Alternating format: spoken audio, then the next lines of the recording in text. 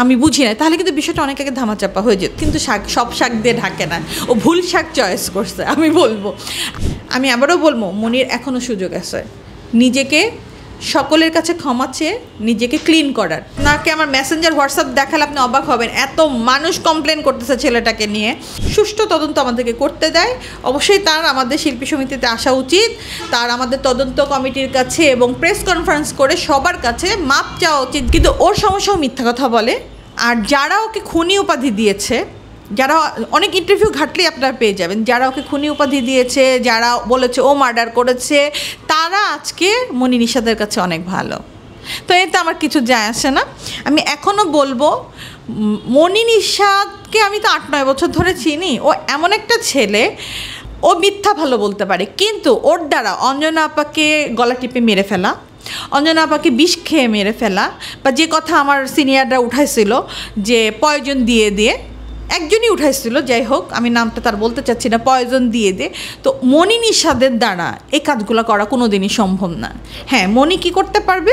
রাগারাগি করতে পারবে, ওই পর্যন্তই, মানসিক যন্ত্রণা দিতে পারবে, কিন্তু গলা টিপে মারা, পয়জন দেওয়া, এগুলো মোট কথা মনি কাউকে মার্ডার করার মতো ছেলেই না, ওই যোগ্যতাই ওর মধ্যে নাই। ও এমনিও ভীতু একটা ছেলে, ও মিথ্যা বলতে পারবে। আজকে ও দোষারোপী হয়েছে ওর মিথ্যার জন্য। ও যদি শুরু থেকে ক্লিন থাকতো তাহলে আজকে ওকে এটাতে পড়তে হতো না। আমার আপনাদের মাধ্যমে মনি থেকে শুরু করে এটা আমার বিশ্বাস দর্শকরাও তাহলে ওকে ক্ষমা করবে, যেহেতু দর্শকরা এখনও কিন্তু আমাদেরকে প্রশ্ন করছে যে এটার কি বিচার হবে না, এটার কি কোনো সমাধান আসবে না।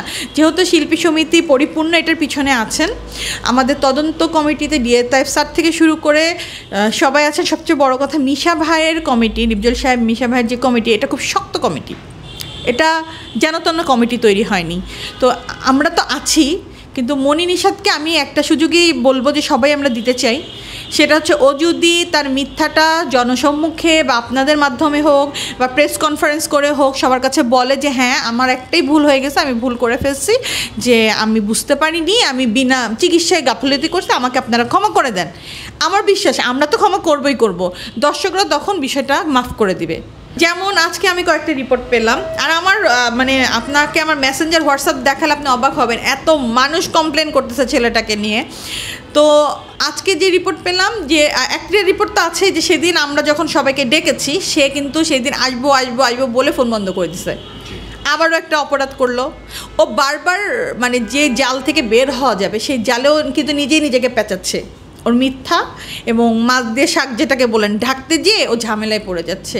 সব মাছ কিন্তু সব শাক দিয়ে ঢাকে না, ও ভুল শাক চয়েস করছে আমি বলবো।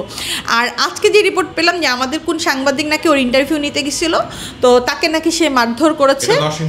হ্যাঁ, এবং সেই ব্যক্তি আপনার হসপিটালে আছে, তার কাছে এভিডেন্স আছে, সে সুস্থ হয়ে ওর নামে মামলা করবে। এখন আমাকে জিজ্ঞেস করে আমি বলবো অবশ্যই তার গায়ে হাত তুলেছে, তার যা করা উচিত, যদি এটা আমি করতাম আমার নামে বলতাম, এটা মনির যদি অপরাধ করে থাকে মনির নামে সে কেস করুক, যেটা হোক এটা সামনে আসবে। তবে আবারও বলছি, এখনও সময় আছে।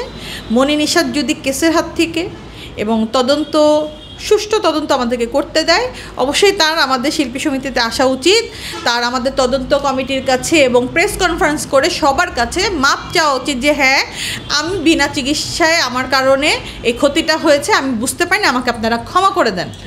আমি বিশ্বাস করি এটা সমাধান হয়ে যাবে, এছাড়া আমি সমাধানের পথ দেখছি না। আর মামলার বিষয়টা নিয়ে কথা বলতে গেলে যেটা বলবো, আমরা মামলা করলে যতটা গুরুত্ব না হবে, কিন্তু এটা যদি আমাদের রঞ্জনা ম্যাডাম মামলাটা করেন তাহলে এটার ভারটা অনেক হবে, তখন খুব ইজিলি সব কিছু প্রকাশ পাবে। তো যাই হোক, শিল্পী সমিতি অনেক কিছুই চেষ্টা আছে শুরু থেকে, আর তদন্ত কমিটিও অনেক কিছু ট্রাই করছে বা করছি, আরও অনেক কিছু আমাদের জোগাড় হয়ে যাবে, কিছুটা হয়ে আসছে শেষের দিকে এখন। তো ইনশাল্লাহ এটার একটা সমাধান হবে। তো যেহেতু আমরা খুব গুছিয়ে নিয়ে আসছি, আমি আবারও বলবো মনির এখনও সুযোগ আছে নিজেকে সকলের কাছে ক্ষমা চেয়ে নিজেকে ক্লিন করার। সংবাদ সম্মেলন হবে কি না সেই সিদ্ধান্ত আসলে আমাদের কমিটির সভাপতি সেক্রেটারি নেবেন। আর এছাড়া আমাদের রিপোর্ট অলরেডি অনেকখানি শেষের দিকেই, এটারও হয়তো বা 2-1 দিনের মধ্যে আমরা এটা প্রকাশ করব। আমাদের তাইফ স্যার আছেন, উনি এটার হেড, যেহেতু উনি এটা প্রকাশ করবো, ওনার থেকে বিষয়টা আরও পরিপূর্ণ, যেহেতু এই দায়িত্ব আমি নেই, এই দায়িত্বটা পুরাটাই ওনার হাতে, যে কবে প্রকাশ হবে তো ওনার থেকে আমরা জানতে পারবো।